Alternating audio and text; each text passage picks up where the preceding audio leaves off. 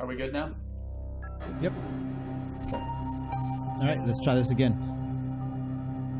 Marking. Okay, 2 minutes in. All right. Welcome back. Another edition of the Between Two Wheels podcast, episode 92. This is the midterm election edition. No? Maybe you tuned into the wrong one. Yeah, the last one I think was actually technically the midterm election edition.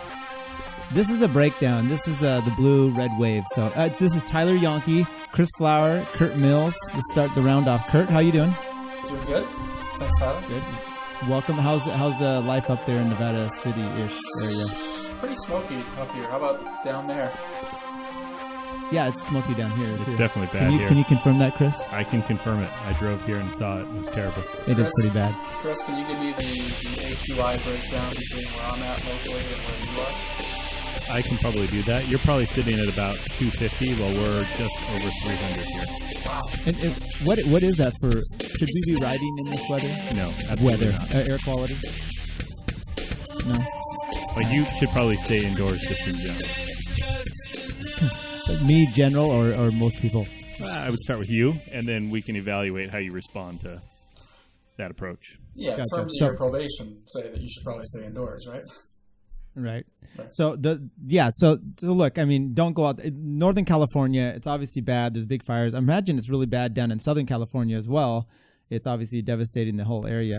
And I haven't been getting out. You think it's even good riding inside in your garage, as an example? I have no idea. I will say I did spend a little bit of time on purpleair.com. It's a pretty cool user interface website for checking air quality. Southern California actually looks pretty good. I'm a little jealous of their air quality right now. Right, which is something that's never been said. Right. Yeah. So, all right. So today's episode, we're going to talk about a few things. Do we give a highlight, or should we just randomly go through them and surprise the folks, or maybe give them a little tease? Some of the tease. Phil Gaimon clickbait. That's going to be my favorite topic. Which state in the union has the most cycling cheats?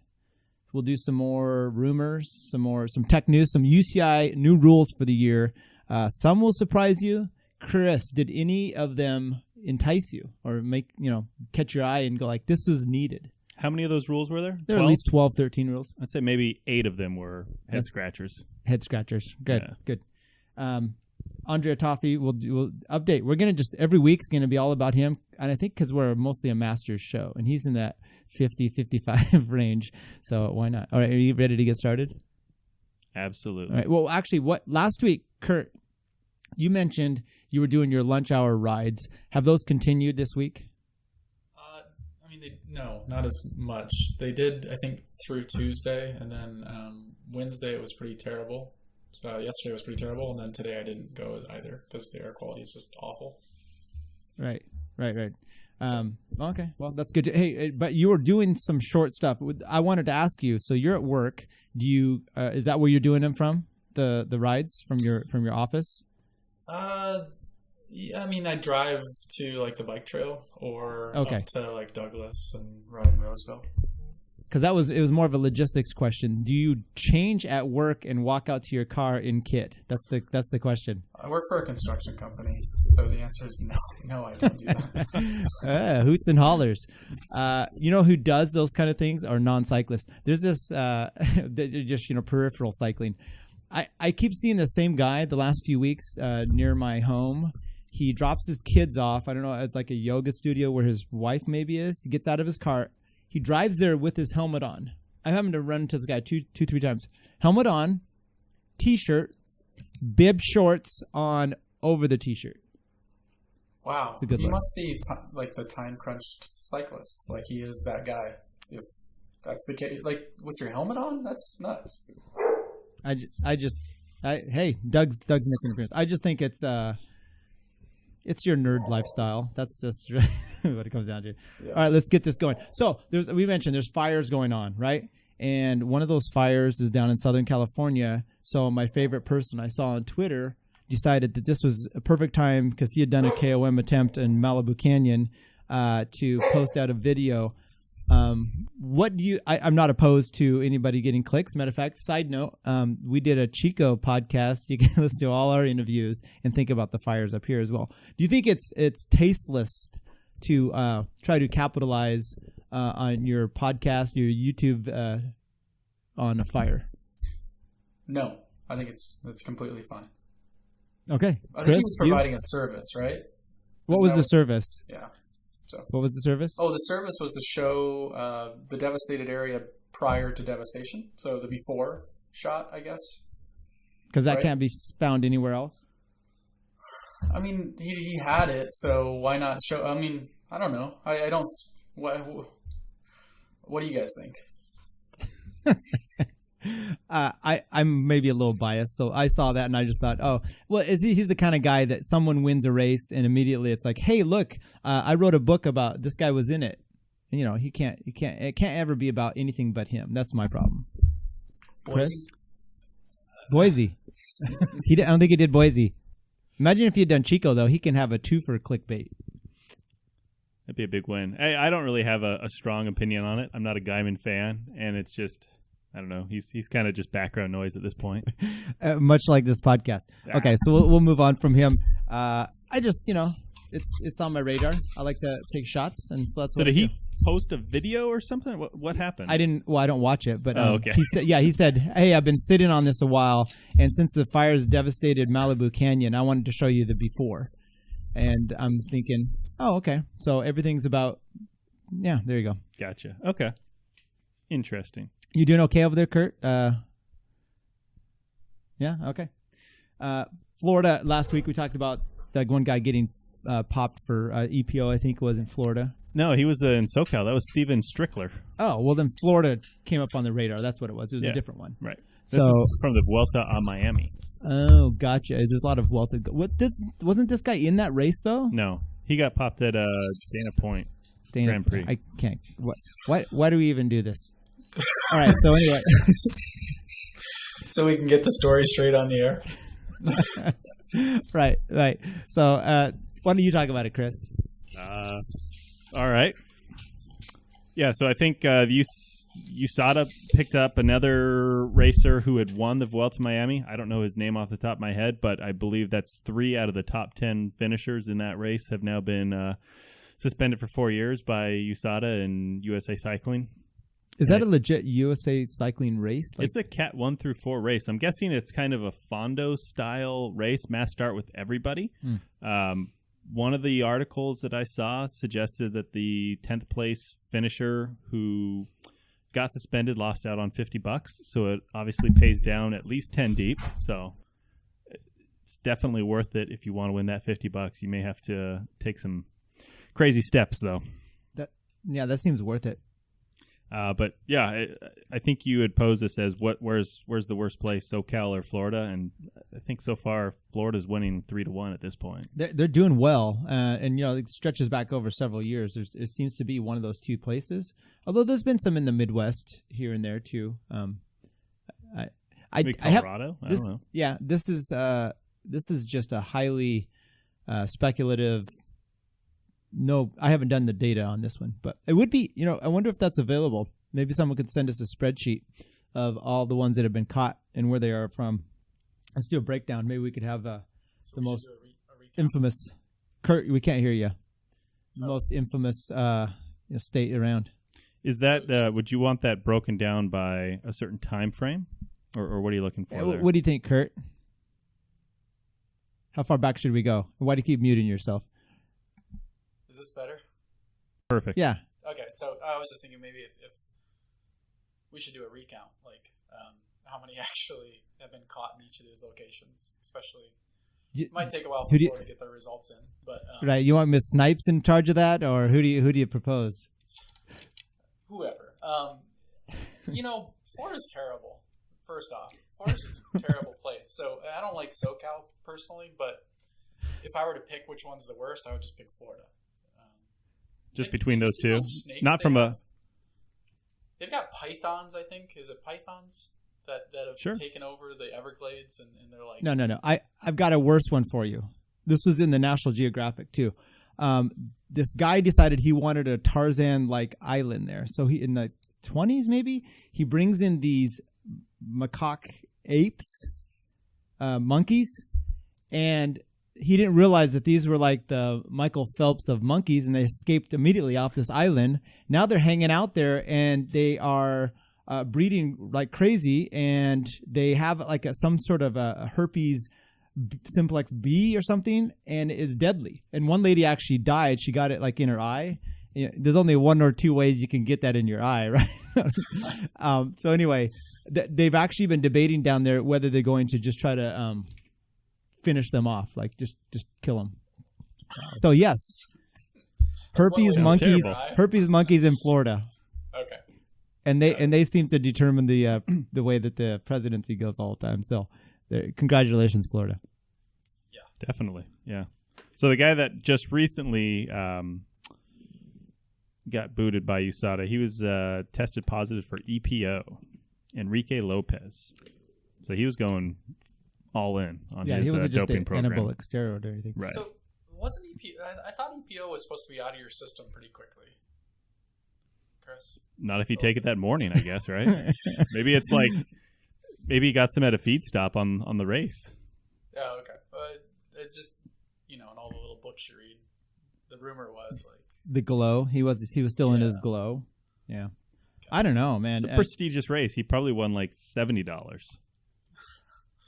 It's nuts what people are willing to do.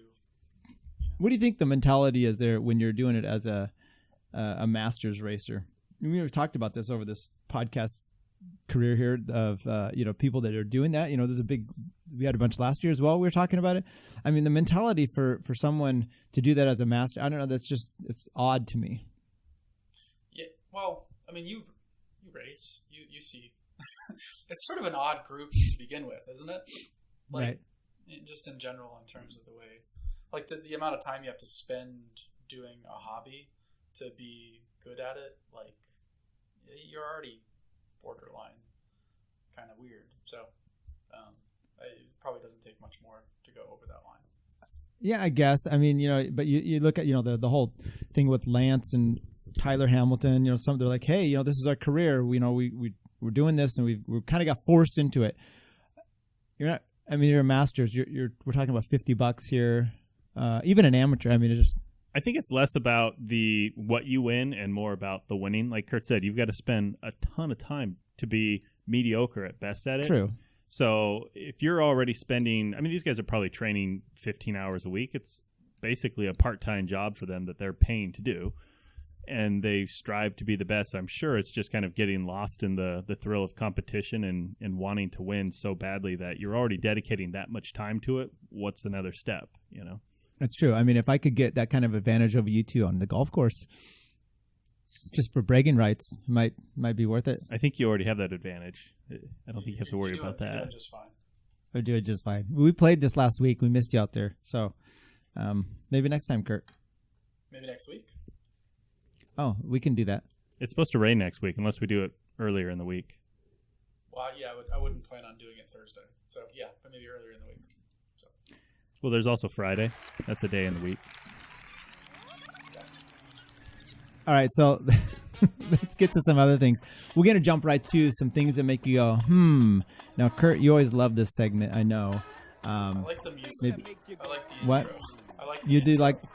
That's me too. That's the only reason I do it is for the intro. I thought he liked things Curt's mad at. I thought that was his favorite. That's my favorite. I just haven't found a good intro song for him on that. Maybe you want to suggest it, or someone else can make a suggestion. We can probably write our own jingles at this point. Right? Maybe some Trent Reznor or something. So, do you have anything, Chris, for this? The only thing I have, it's not so much a it's just as we've mentioned throughout the show. This week and last, there's the fires going on up in Chico, and one of the things that caught my eye yesterday on Facebook, Evan Billman from Amain Cycling up in Chico is kind of put out feelers for folks to donate what they can to help get folks that may have lost bikes back on bikes and riding. So if you've got extra bike parts, extra bikes, extra kit, extra anything that can be used to build a kit, Amain is taking donations and would be happy to accept that to try and get folks back on their bikes and riding. So if you, I think, check out Facebook and go to Amain or I think one of the just NCNCA pages, you should be able to find that information. But I'm sure that people would be greatly appreciative of something to help them out in that situation. Yeah, that's a good call. Curt, do you have anything? All right, I'll talk about like something that you can parts? think. Or comment on that. I don't necessarily have a comment. I know there's a few different organizations. I know AMain, there's the bike parts donation thing, but they also had a GoFundMe that was set up for some of their employees, I think, who may have lost their homes, or even if they didn't lose their homes, they weren't able to go back to their homes because of the evacuation, and they were trying to cover some of their costs just to stay outside of their homes, like hotels and food and so forth. So if you look that up, I think it was AMain. If you go on Facebook, AMain employees need your help, I think was, if you search for that, you can find the GoFundMe. And the person who was, what's that? Oh, go ahead. In any event, if you look that up, it seems like that might be a good way to indirectly give back to the bike community that's up there. That's strong. Yeah, there's not a shortage of things, people and organizations you can donate, and needy people at this period right now. I mean, there's a bunch out. Just make sure you get a reputable one. I don't know how you verify that, but you talk about someone losing their home. Even I'm just kind of a thought. I have a family friend who they didn't lose their home, but everything around them is destroyed. So and the smoke damage. So they don't have, it's not like you have running water and electricity, because everything's infrastructure is just destroyed. So while their house isn't destroyed, it's not habitable. So they're displaced too, and sad for everybody. I mean, it's just, you don't think of necessarily all the little aspects of that, but I wonder how it's going to affect Chico's stage race, since we are on the topic of cycling, and how bad is Chico in relation to this? Have you heard at all, Curt? I generally, the stages don't get in and around that area, so the race itself should be okay. For most of the fire maps I've seen would suggest that most of Chico was not directly hit by the fire. It looked like it had burned all the way up to Highway 99 on the south side of town. So I would assume that the stage race would go forward unimpeded. Gotcha. Kind of a related smoke issue. Local cyclocross race has been canceled due to poor air quality. That's the one at Lang Twins is now being rescheduled for Saturday, January 5th.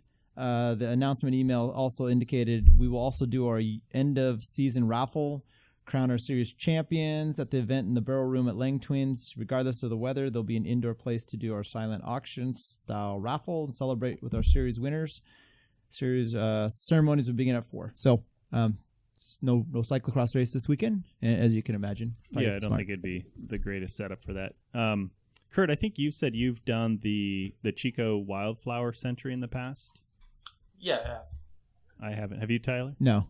So that, what I recall, that goes up Honey Run Road? Yeah. Or parts of it? Yeah. I think the first rest stop used to be the covered bridge that I saw got destroyed. I think it was... Go ahead. Yeah, I think it was built in like 1880 something. So it had a pretty good run.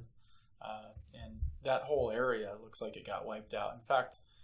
Yeah, that side of town, it looks like it got pretty close before they got control of it. I think they were able to set some back burns and sort of save it from going any further. And that's a lot of grassland over there, so maybe it was a little bit easier to control than the forest, where it seems like it got up in the trees and just spread really quick. But yeah, it was just nuts how quickly that moved. Yeah, I know it was definitely a bummer to hear about the bridge burning down, that whole part of that community burning down. Definitely. Yep. Bummer. Do you think this is going to affect River Ride World Championships?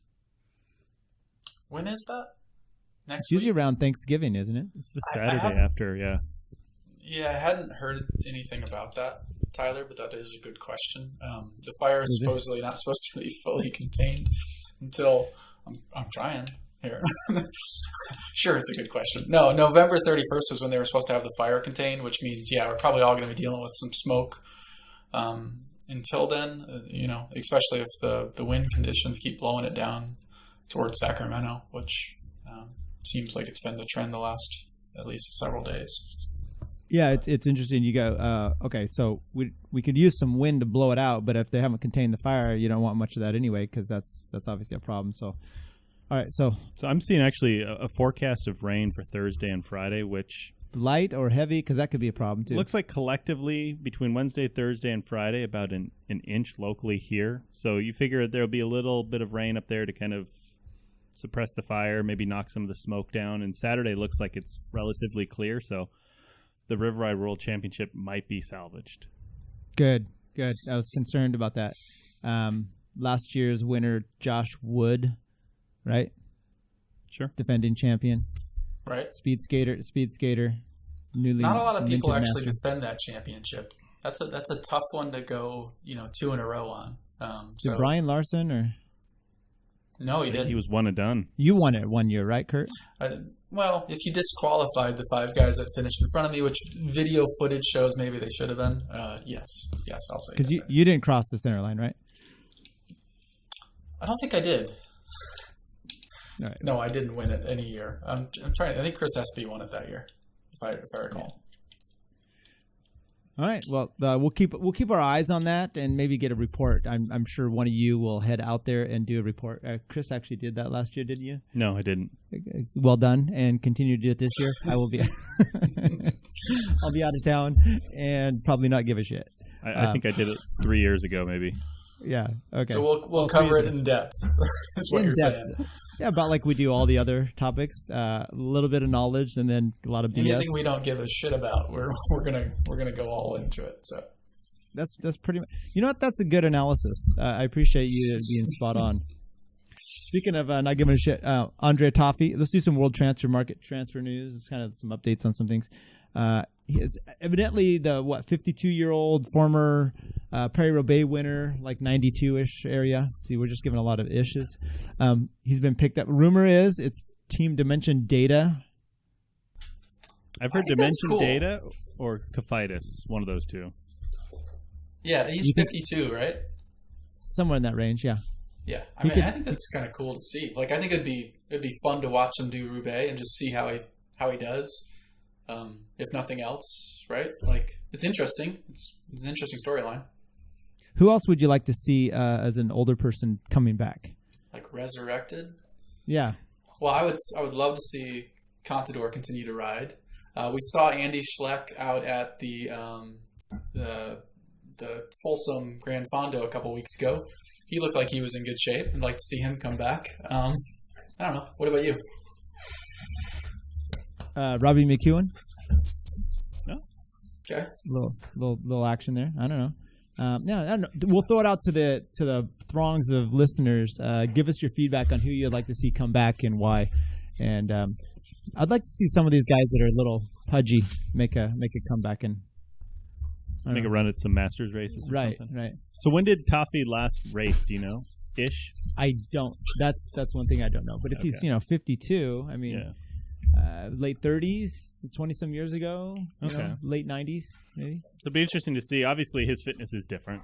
If he goes out and races, if he feels like the racing game has changed at all, if it's a different dynamic than when he raced, if there's different levels of respect between different levels of riders and things of that nature, it might be a challenge. Obviously, it's going to be physically challenging, but then if the racing style is dramatically different, I wonder if it'll be an added struggle. Let's say the Peloton's cleaner. Is he going to see a noticeable difference that hour 6 he's not able to still just put on the gas effortlessly? I don't know. Maybe. I don't know. He might get shoved into the ground. It might be totally different. Do you think he makes it to hour 6 having not raced at that level for so many years? I mean, wouldn't that be amazing? Because I heard somebody say, if he comes back, then, Bosenhagen, if he went to Dimension Data, would have, an experienced guy that kind of knows the ropes. Right, I saw that, too. What are the odds that you're actually going to... I mean, if you haven't raced it for that long, do you really feel like you have an advantage over the guys who just raced it last year or 5 years before? I wouldn't think so. Right. I mean, I don't know. I mean, hey, speaking of Phil Gaimon, he did Paris-Roubaix. I mean, That's true. Bring him back for a little action. He might be able to help just as much as Toffee. That's probably a little naive, but anyway, interesting to see. Halawasko, there was some fear. They want to go big time, and I think that's maybe a little too much for them right now. But they evidently, You say it's Hincapie Racing, so I'll go with Hincapie Racing. Yeah, I think it's that's the actual sponsorship team, for 2019 to keep on track. Do you know who it was? Yeah, it's Arapahoe Resources, who was an existing sponsor for, I think it was Hello West Coast Citadel, PB, Arapahoe Racing, Arapahoe Resources. So they retained them as a title sponsor and also picked up BMC as one of the lead sponsors. So obviously they'll be getting some bikes and then probably a few bucks. I don't think they're going to make the push for Pro Conti this year. It might be too late for that. Yeah. Well, and stay tuned because it's no longer Pro Conti. That's true. We'll find out more. Yeah. Well, Van Aert, a little update on him. Did you see that, Chris? I did not. Well, let me give it to you. Please. Curt, did you see it? I didn't. Do you care? I do because I feel like an episode can't go by without him getting mentioned. So it's some important. I mean, look, this is I think one of the big guys up and coming. Restricted would even be able to race on a decent team this next year. UCI just came out today and gave him permission to look for a new team. The press release said we received the official message from the UCI legal unit that Wout van Aert can negotiate freely for a new employer, provided that the transfer is completed before the 31st of December. So there you go. And he's already got a team lined up, right? Well, that's the idea that Lotto Jumbo. They're going to be a powerhouse next year. And he's a guy that I like to watch him race. So that is exciting because as we were mentioning last week, if he didn't get to race because Sniper or Team Sniper was holding him back, that would have just been a real shame. You know, cycling needs guys like that you want to actually see race. So, yeah, that'll be good. Yeah, I don't want to see him red-shirted, so to speak, for another year. So let's get him out there. Yeah. Another team on the chopping block possible is the women's Trek Drops team. Their co-owner, Bob Varney, said that he and his son, Tom, will make a decision on the future of the team next week. They were left in the lurch almost 3 weeks ago after potential sponsor for the next season dropped. The last time they did a little crowdfunding thing, I guess they have do this next week. They're going to do some crowdfunding and see if they can make it. It worked for EF Education First. The crowdfunding helped them a lot. I don't know what the potential is. This is the first I'd even heard about it, so I didn't even know that there was crowdfunding going on for them. The benefit that EF Education had last time was it happened in the Vuelta when there was a big amount of spotlight, so they got a lot of love for that. But yeah, and I feel like that Trek Drops had signed a lot of racers coming up, so that's disappointing. Man, well, now was it them, or I know Trek was it that team, or did they have a separate Trek team that was also signing a bunch of women? I don't know if it was part of the Trek Segafredo or Trek Factory. Thought it was Drops, right? Okay, could very well be. Okay. I want to. I'll research it first before I say who I think went there. Yeah, well, we know Taylor Wiles rides for them, had a good season, and spoke to her at the Tour of California. You can check that podcast out. We're always looking for hits on all our interviews. One last thing, and then we'll kind of go from here, is Connor Dunn, who had been with Aqua Blue. He signs with Israel Cycling Academy, who's kind of new. The team kind of making some moves up. He had been with Aqua Blue. There was rumor that Aqua Blue wasn't paying its riders. One of the riders posted something out saying that the bank guarantee wasn't there. It wasn't happening. There's some more info that's needed from Aqua Blue. And then Aqua Blue now is saying, oh, yes, we're doing that, and we're going to take legal action. So it's just a shit show, as you usually see. But at least Connor is one guy that signed up and has a team for next year. Yeah. So you're right, Tyler. So there is a Trek team that's affiliated with Segafredo that has a lot of the riders that were signed up. Right. So okay. Not Drops. So. Gotcha. Do you know what Drops is? I don't either. Do you? And it looks like they're not carrying Trek over as a sponsor next year. Oh, Trek Drops. Yeah. So that's okay. So maybe that Trek, that's teams eating their own. I mean, a new team comes out and takes away one of the big sponsors, so that sucks. Right. Do we know if that's the one that was leaving them, Trek, then, as a big sponsor? I mean, they're in the title, but... it sounds like they probably had an interim sponsor lined up, and that's the one that dropped, and hopefully not dropped in the 11th hour. From what I understand, the new Trek women's team was well on its way early on, and it wouldn't make sense for Trek to kind of split their money across two teams like that. Right. Yeah, that makes sense. Curt, any rumors in the cycling world that you want to report on? No, I didn't have any rumors to report on. Are you going to make some up? Yeah, I'm going to make some up. There's evidently with Andre Taffy coming back, some of the local Masters teams reported that they are going to try to do Pro Continental next year or Continental for the next few years. I mean, if he does well, you might see it. Name names, Tyler. Who? I don't know any Masters teams locally. What? Where did you get this story? I was just okay. The rumor is Pete's, Thirsty Bear, and Data Driven Athlete. One of those. No, none of them. Okay, probably none of them. Any rumors for you, Chris, going around that you heard of local? I've got none local or non-local. It's I'm well into the off season mentally at this point, and I don't think I've looked at a bike in 2 weeks. So, Chris, did you get a trainer? No, and it's killing me with this smoke. Okay, that's all I got. Gotcha. Sorry. Yeah, well, okay, so there was speaking of the smoke, your alma mater had a thing where they said kids go out and throw rocks at the smoke. Was this a joke? Is this what UC Davis puts together? I think it was founded in good science and good intentions. What was the good science? It wasn't peer reviewed, was it? It must have been. I think it was a joke and a story, or one of the newspapers ran with it. From what I read, 3,500 students signed up to participate in a throw rocks at the smoke to chase it at a town event, and it looks like it may have worked for a day, but then the smoke snuck back. It's just persistent. Unrelated, 3 homeless guys were hospitalized with head injuries from rocks. No? That'll happen. You got to be careful when those smoke battles get going. Yeah. They should have just done a hashtag clean air, and I think it would have been resolved just as easy. So just throw this in here. We have a sponsor, Health IQ, and they do life insurance quotes. I am going to, this is my personal story because I've signed up to go through this process. So I just thought I'd give you a breakdown of how it works.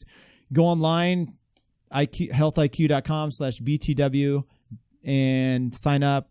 They have someone contact you. You can submit your athletic, your Strava goals and whatever else you have, your data, which we did, my wife and I. Then they had someone come out to the house. They took blood, urine, all kinds of stuff. And give you the report back, and it's pretty good actually. And you think about like life insurance, the cost. Did you get that whole closet back then? Wait, what? That whole closet where you've been storing all that blood and urine, right? Several years. I gave him a monkey that I had in there with herpes B, so. And they seemed, somehow the blood results came back fine. But life insurance, actually, even at my age and my precarious tilt on still surviving, prices are pretty good. So, take a look at it. healthiq.com/BTW, and you support the show and maybe help your family out. Okay, let's go to some tech news. First of all, Curt, do you have any new tech items coming up that you're interested in or that you've seen that are coming about for 2012? I'm sorry, 2012. I was just thinking of 12-speed. 2019. I was thinking of the 12-speed thing we discussed last time. And see, at my age, I don't know why they'd even insure me. But anyway, go ahead. Edge 300. My polar heart rate monitor, in cadence. No, I don't. I haven't been following like Chris. I haven't really been into the cycling thing this week, so no new stuff from me. No. What smart trainer do you use? I've probably asked you this a dozen times. You're on the Wahoo? It's a tricky question. I own the Wahoo Kicker. Okay. I don't use any, but yes. Oh, okay. Gotcha. Yeah, the Wahoo Kicker, really good product. I used it a little bit last year. Have not dusted it off this year, but hopefully someday soon I will. Why? You're trying to make a decision? Yeah. So ideally I'd be able to use it inside the house and inside the garage. The last direct drive trainer I had was just way too loud for indoor. So I've heard good things about the Wahoo, but there's a couple others I'm considering. Did you have that Schwinn Airdyne? Is that what you had? It was louder than that. It was the Le Mans Revolution, and it sounded like a jet engine. Yeah, I could only imagine. Well, if you don't pedal as hard, you won't get near the... That's a good point. Yeah, the kicker's not bad, but it's, like, I wouldn't subject anyone else to it. Like, if you're in the same room, it's not going to be great. So you're going to need a dedicated room at the very least to shut a door. So not something to ride at the dinner table? No, it's still loud. Okay. Yeah, you can eat your dinner and ride at the same time. Is that that lets me know how much longer I need to ride. Right. That's horrible. Any tech news from you before we go through the UCI? Okay. Wait, so golf tech or whatever you want. No. If we can. I'd spend too much time on that unless you want to talk about wedge bounces. He needs some new golf tech. What was that, Curt? No, Chris is so into the golf scene right now that I imagine he could go on for quite a while. Right. Yeah. I can. Yeah, trust me, I know. We played golf on Monday. He went on. Okay, so UCI rule changes for 2019. These were 12 ones that they came up with, and then I have a little bonus kicker, 13 at the end. We'll go for. So, Curt, you may not have reviewed these. You playing along at home may not know these. So, I want you to be a skeptic, not a cynic, but a skeptic. When you hear maybe a cynic, let's do a cynic. When you hear these, think about how the UCI has decided that these are something that they need to put out this year. Okay. Can I ask a question before you get started? Yeah. Are these the rules verbatim, or are these kind of paraphrased? I took these from a news site who had some. I did not look them up verbatim. I did not look up the actual UCI rules. This was their interpretation of it. Gotcha. You want to list you want me to tell you the website? I know the website. I wasn't sure. You think I should let the people know? You can go check it out at cyclingweekly.com. They usually have some pretty stupid articles on good stuff. Good articles on stupid stuff. I should say that. Okay. Tightening the rules on clothing. I mean, this kind of goes along this Sky, with their new TT outfits. I think on Movie Star as well last year. And then, of course, they've moved on to something else, which they banned those. So now they're having a whole rule on it. Always behind the game. Can't change the morphology, the shape of the rider. Is that like a a belt that you'd put maybe to reduce your waistline, or I'm not sure what the. I guess you can't be form fitting, right? Or what Bobby Julich used to do, where he had the camelback in his. Right. Okay. It bans any non-essential clothing or device except for something that need for protection. Okay. There's some jokes you could probably do there. Surface changes are allowed, such as fabric assembly, weaving, or threading. I don't really understand what that one is. Surface roughness must not exceed 1 millimeter at most. No self-supporting elements or rigid parts, like a fairing, I would imagine. Yeah, those seem like generally fair rules. Right. So the surface changes, you just make trip fabric so you can kind of reduce your friction as you go through the air. The one that caught my eye is so you can't change the morphology shape of the rider. I just curious to know how strict they're going to adhere to that. Because one of the pieces that I've always seen that seemed a little odd is Peter Sagan wears those funky shades where you can put magnets on your nose to expand your nostril size to improve airflow. Is that a change of the morphology, or is that going to be an okay piece of equipment? Actually, you think, oh, that's a joke, but you're right. I mean, if it pushes his nose out more, or does it just hold it in place? It opens the nostrils a little bit, so I assume it changes the morphology, right? I mean, Tyler, you've used products that did similar things before. Yes. What was it? Did it improve your performance? On the bike? Yeah. Don't care about anything else. So the odd thing is, yes, for me. But I mean, you look at studies; they say no, they don't do anything. But for me, it's, I have a deviated septum, and there's some other weird thing with my nostrils. So it holds that open, so I can actually breathe out of my nose because I'm eating food and I'm trying to breathe through my nose. It just closes up, like literally, the nostril just flaps on itself. So that for me, it does. But I don't think there's any scientific proof that little turban thing or the nostril strips help you intake more air, as they were kind of saying to do. But right. Yeah, so I guess that would be a problem. It could be. I guess it depends on how you interpret the rule. Okay. Team presentations. Actually, I didn't find these to be all that bad. Before races, the attendance by the team and the team and owners, mechanics, I don't know, whoever they're including there, is mandatory unless explicitly agreed otherwise with the organization.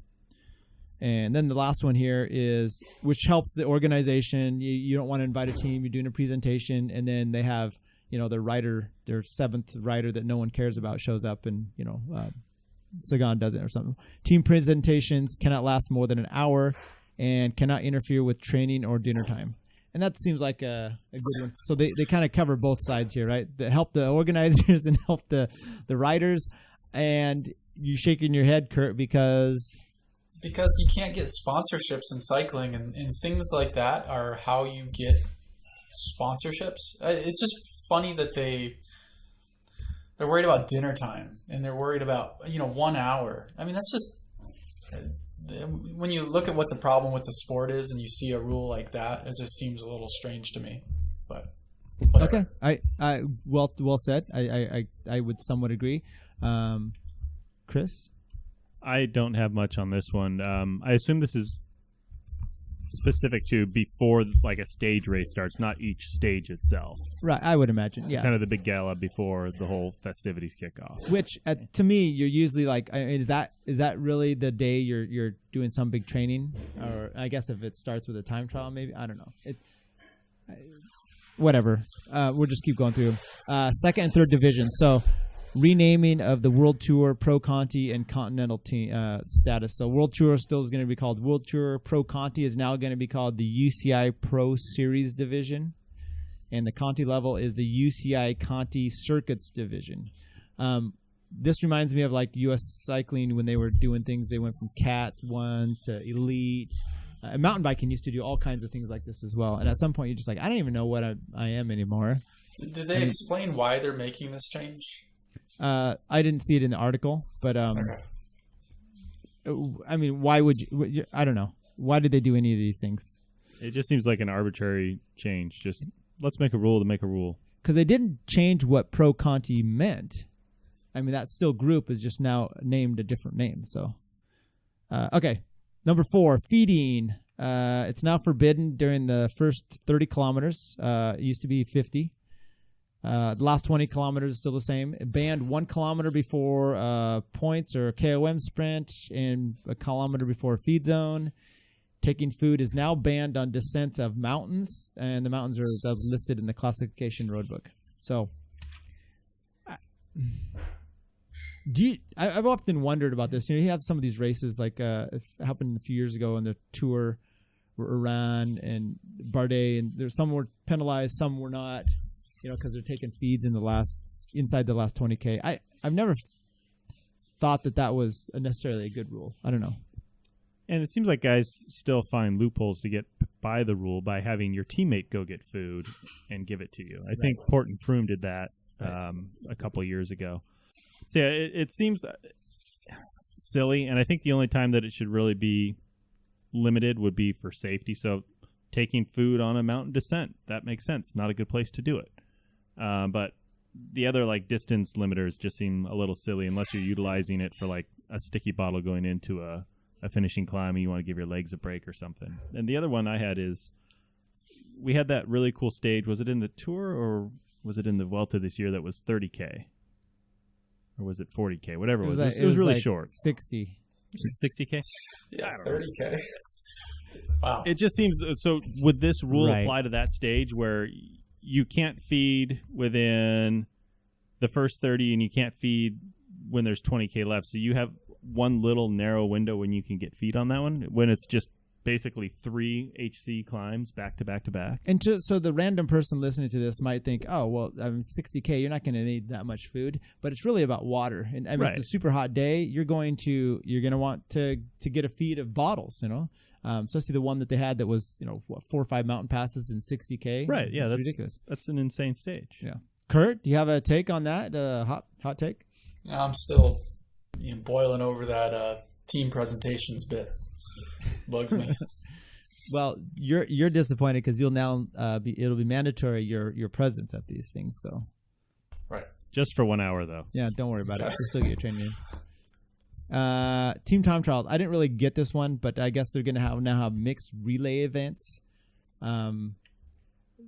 Genders. There's at least 2 riders per gender. UCI didn't determine what a gender is. I think we already went through that. No more than 6 and a maximum team size of no more than 12. Not sure how you do that. I guess it's like extras. I don't know. At Worlds, teams will consist of 6 riders composed of 3 men and 3 women on the same nationality. I'm going to just not care about that one. Just throwing in there just as a change. Okay. World rankings, not really that big on this one. They're going to be split into individual and teams.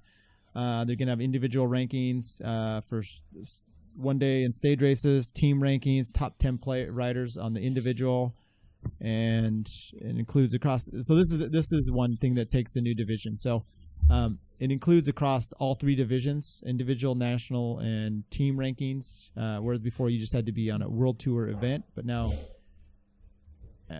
so those non-tour World Tour events will still qualify, I guess. So who won the world ranking lead this year? Who won last? This one always seems a little arbitrary because I don't know. Team R4R Racing. That's the bar. Oh, come on, sorry. or the bat. I don't know who I don't know who won the world ranking lead. It just seems like an odd one when you've got all these other kind of elite events that people win and people keep track of, like Worlds and the Tour de France and the Monuments, and obviously somebody tabulates and keeps track of the world rankings, and it's good to be on the top. But I don't know who was the top rider. Was it? They used to. Go ahead. Well, that's kind of the theme I'm seeing. Like you see a bunch of changes that I can't imagine what the impetus was to institute that change. Like typically a sport will institute a change to make it more popular. And these have what impact do they have on the popularity of the sport, or do they have on the safety of the riders? I can't imagine what it was that caused them to institute some of these things. Like I didn't hear people clamoring for mixed relays. I don't know what the World Tour points situation is most of the time. It's not a big deal. And if you were going to change it, why wouldn't you figure out a way to make it, I don't know, somehow, significantly more important, which it doesn't seem like they do. Right. I have an idea. They used to have this thing called like the season-long super prestige, I think they might have called it, where if you're the individual leading, you wear a certain jersey. I think Bettini used to have that all the time. It's kind of like a Euro championship / World Championship type of jersey. Maybe this is kind of trying to bring that back, because that's what we need is one more jersey to confuse everybody. I mean, I like the idea, so it keeps this running total, leading in the series. But then, like I said, you're adding a jersey in there that's just one more confusing, weird factor. Maybe that's part of it. I don't know. On that same thing, World Tour points for classics. They're getting more UCI points on offer for the classics. The 5 monuments have 600 points for the win. 500 was last year. Strada Bianca gets boosted up to 400 from their 300. I mean, look, a lot of these are basically for your contract. If you're on the world ranking, you get better contract. Those points also go for your team. Your team gets a pool for being the World Tour or certain entrants. And if you're a Pro Conti or, I'm sorry, what's the new name? Continental Circuits Division. Right. Yeah. So, anyway, so once again, just points. That one wasn't all that interesting to me. This one I did like. Organizer committing serious infringement. So now an organizer of an event that commits quote-unquote serious infringement can result in fines, withdrawal of the race from the calendar, or demotion of the event to a lower class. What is infringement, you ask? Ethical breaches, failure to meet administrative deadlines, and this one is interesting, the last one, demanding participation fees from teams. So I know Aqua Blue had a real big problem. They said they had to pay $20,000 to do the Tour de Suisse. Now demanding, that might be the key word there, because it may be a thing like, oh, you want to do Tour California. I remember they were talking about that when Floyd's team didn't get in. Oh, well, you can do a sponsor banner for $20,000, it doesn't have anything to do with your admittance, but the teams that do seem to all be participating. Right. Yeah. I remember listening to a podcast about Aqua Blue and some of the politics behind the scenes for getting into events and how that sort of caused them a lot of trouble, that they weren't able to get into some of the early season ones because they didn't do those things. And there was no clear path to what to do. So you're essentially just throwing money at people with no guarantees, which they weren't in a position to do. So kind of weird. Right. Yeah, and then what constitutes an ethical breach? The one that caught my eye is if you think about the kissing Vuelta, a girl on the podium. You can't do that. That's not allowed. Like the Vuelta, where they seem to constantly leave bollards in the road, the organizers and riders hit them year after year after year. Is that an ethical breach, or is that just kind of like, that's racing in Spain? Well, it might be, but then the problem is, what are they going to do to the Tour of Spain? They're just going to do a fine. They're not going to withdraw them from the calendar or demote them to a lower class. Right. It just seems like maybe you can utilize this as a measure to make racing a little safer for people. Yeah. And you can't demand money from them, though. Right. Any other comments there, Curt? No. Okay. I know you'll pipe in if you do, but I just want to make sure that you are free to comment as you want to do. There's 12 of these, huh? Yeah. There's 12. So number 9. Well, we can. I might want to skip on this one because it's then it'll look like we're chauvinists, like we kind of are. Women's World Tour. This one they now have eligibility to compete in World Tour races similar to men's division, which is World Tour licenses gives teams the right to race at high level World Tour events. And I don't know. I said what's high level? I don't know. Especially the women's calendar, it's a little bit more mixed. They're going to roll out 5 teams are going to be issued World Tour licenses in 2020. For 2019, 20, and 21, the events must invite 15 teams. 2022, they're going to start inviting all World Tour teams. So inviting 15 teams, I mean, if you only have 5 teams issued a World Tour license, I'm not sure how that works, but I guess 5 World Tours plus an additional 10, I guess is what it is. So I don't know. That could have been just really weirdly worded, but I do like what they're trying to do with some structure with the women's tour. Yeah, I mean, it can't be a bad thing. So yeah, cool. Team sizes. So this one was a bit interesting, and you had some interesting comments on this one. So the World Tour now, the minimum riders goes from 23 to, and their thing was 27 to 30. So it's a nice range still, but you think they need an exact number if there's going to be an exact minimum. Right. That's a little odd, isn't it? Right. Now, I didn't look at that. And then the plans to lower World Tour teams from 18 to 15 was scrapped. So there's still 18 World Tour teams, but they have to have a minimum of. So they've done the thing. You go ahead and talk about what you think. Yeah. So what I thought is, okay, in the Grand Tours and a lot of the bigger races, they're reducing the rider per team entry from 8 to 7. So you've already got riders that can't ride in those events, and now you're increasing the roster size of each team by 4 to 7 riders that aren't going to be able to ride in these bigger events. So you're just going to have sponsors shelling out money for more riders to not race in big events, which just seems a little odd and counterproductive. Or sponsors not shelling out money because nobody wants to get involved in a sport like this. Again, that just sounds. I would love to know the thinking behind some of these decisions, because that would be the complete opposite of what I think you would need right now. Like, because you're making it more expensive to run a team, which that just seems crazy. Mandating it, right? And it's not going to be a big problem for a team like Sky. I mean, most of these ones, they look and go, okay, what are the races we have throughout the year? Who are those on the rosters? That's going to dictate how big of a team we can actually do to operate at a World Tour level. It's a numbers game of what they can do. And if they think they can do it with 22, then or 23, why not? Right. Yeah. Just it seems like, again, like you said, Curt, what's the driver for this? Was somebody banging on the door saying, "Hey, we need bigger teams"? I can't imagine that's the case. I think it might be their reaction to them cutting down. Like last year, we saw teams are like cutting a guy or two because the Grand Tours are taking less riders. So this is maybe their reaction to that. Yeah, which is just dumb. Okay. Grand Tour wildcards. Wildcards are reduced, so they go the best 2 UCI Pro Series teams, note the new name, they get automatic entry, and then the best 3 Pro Series teams also have a right to participate in UCI Classic Series. Question mark, because I don't know what that is, and World Tour events. I guess those are any Pro Conti division races. So it's automatic selection. It's not at the choosing of the race host. Is that what I'm reading here? The top 2, the best, the top 2 ones. And then there's still extra. So the way it is now is France, Tour de France, I guess, can't just come in and say, oh, we want these 5 wild cards, or however many wild cards they pick. They have to take the top 2 ranked ones, and then they get to pick whatever I was out from there. Okay. Okay. So the best 3 of kind of the second or third tier are eligible, but they're not guaranteed a spot. Yeah. Okay. Yeah. All right, and then the last one here. Everyone hanging on? Yeah, go for it. Number 12, matrimony may be introduced for Women's World Tour. So pay when they cannot ride due to pregnancy. Tyler. Back up.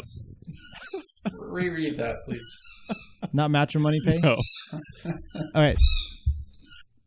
Number 12, maternity pay to be introduced for Women's World Tour riders. Okay. So pay when they cannot ride due to pregnancy. Okay. 100% salary for 3 months, 50% salary for the another 5 months. The entitlement shall cease at the end of the pregnancy or contract. Now, same pay as injury or illness. That's what took me by surprise. Is I was thinking, what happens when Cavendish rams into the back of someone's car in a race and he's out for a few months, or he gets Crohn's disease again? He still gets paid, right? I mean, it seems like you should, as part of your contract. Do you think it's really in the women's contracts that it says if you get injured, you might be fine, but you get pregnant? I mean, I'm assuming that's why they've introduced this rule, right? Like, I'm assuming they weren't getting paid. Although, I mean, a lot of the women, from what I understand, don't really get paid anyway. So, is it? Well, there is a minimum salary, isn't there?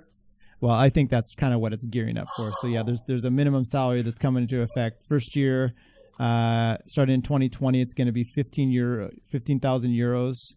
And then 2021, 20,000 euros a year, and then 27,500 by 2022. So that's kind of the whole thing there. But I mean, if you're getting a salary and you're getting paid, whether you get injured and you're out for a while, but do you think men are going to start wanting like Family Leave Act, like, hey, my wife's pregnant, I want some time off? Yes. Yes, I would think so. Gosh, that is not very much money, just across the board, right? No, definitely not. No. So, that's rough. So it says the entitlement shall cease at the end of pregnancy. So do they get any 2 months after pregnancy, or is it once you give birth as soon as that kid drops, you're done? I don't know what I don't know how that works. I mean, that doesn't give you much time to recover. No. Because you could probably ride some of that pregnancy. I think that's what it is, right? Maybe you can't race with that. 7 months pregnant. Trying to and then would that alter the morphic? That's true. Yeah, you really can't get in an aero position, so we're gonna put you in this new skin suit. Right. What if that's considered like a non-protective fairing? Should I cut this out? You're not even joining in. I don't have anything to say to this. What do you mean to say? I don't know. It seems. I mean, there's so little sponsorship money in that sport. I don't know. No. I think that's, like I said, I think that's perfectly fine. I was actually surprised because I would have my contract. It sounds like there's wild monkeys in your place right now. So I'm just letting you know, Curt. Cause. Yeah. I hope you don't get hit in the eye. You can die. I think the one that made doom that sport, though, and I only say this from a Trek Drops is pulling out, right? And I don't even know what their salaries are, is the minimum salary. I mean, I'm looking at the thing above where it's talking about women's Grand Tour, teams getting World Tour teams getting World Tour licenses, and it makes me wonder how many of those teams. I mean, look, I think the women, if they have a World Tour team, they should be getting paid well. But the reality is, they just probably won't have very many teams. That's going to kind of suck. It's tough enough for the men too. Yeah, I can see there being a very few number of World Tour teams and quite a few more of the whatever second tier is where they can get by with no minimum wage and maybe give some of the top riders some monies. Right. Yeah. Lastly, the biggest one, I just saw this on there today too. It's your bonus 13. The sock height rule will be enforced for 2019. So, Robert Skinner, is that who locally rides? So it'll be enforced where? In the UCI? Yeah, UCI. But if someone in front of you at one of your local races, Sorry, who are you calling out? I don't know. What was the guy's name? Was it Skinner? Yeah, he's already, I think, changed his sock height, though. He's compliant. Okay. Because he had been wearing them. Right. I think they quelched that pretty good. They don't mess around. No. So what is the rule? How high can socks be? I thought it would, from what I remember, is mid-length on your calf. Okay. Which, Kurt's calves are different than mine. I don't know. But I guess his calf, it's got to be mid-length. And what exactly is that? So you can't get away with wearing like a taller person's sock if it's mid-length on them? I think the idea was to not have you wear the Is there a minimum length? Yeah. Will they enforce like the guys who are wearing the ankle socks? Will they make them wear a longer sock? So maybe you get to choose between a 6 or a 7 on the Swift Wick scale. That to me is a more important rule. What if the guy showed up and they had the little ball on the end of his ankle socks? They do. Chris, we played golf, and that's sock. Right. That's what he wore golfing. I thought those were golf themed socks. They had the little golf ball on the back, and those are golf socks. You laugh, Curt, but he didn't have the ball, but he did have the ankle socks. Well, that's better than he hasn't had ankle socks the few times we played. I think he's been going without socks.